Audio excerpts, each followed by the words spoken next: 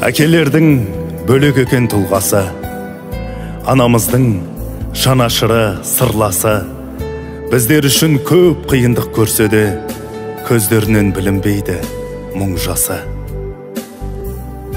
Әкелердің бөлек екен намысы, үйден шықса, түздің болар тағысы, сынаққа да сүрінбеуді үйретер, бұлтты күнде жігер берер дауысы. Әкелердің бөлек екен тілегі, тілегінен байқалады жүрегі. Жұдырықтай жүрегіне сыйып тұр, жау қайтарған бабалардың жігері.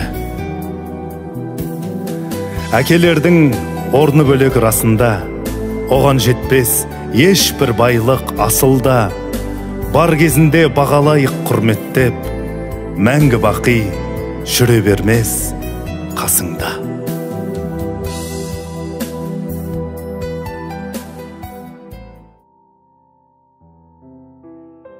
Бәрімізге ақ көңілің аямаған, орның сенің ешқашанда толмайды, баяғыдай күнім енді болмайды.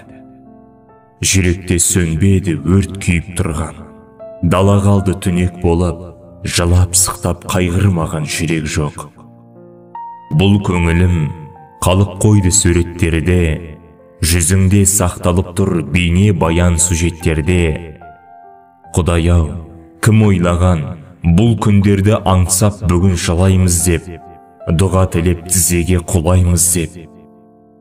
Есімізде кеше ғана болған бақыт арамызда, күліп ойнап жүрген уақыт. Күндер-ай, артта қалдау елесі, қанжыл атқан дауылым-ай.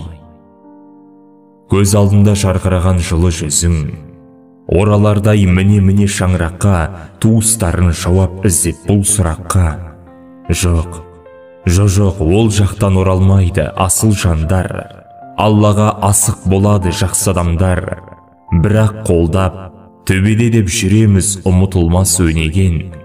Біздер болсақ сағынамыз, сарғаян жабыға, көзімізден ыстық жастар ағыла.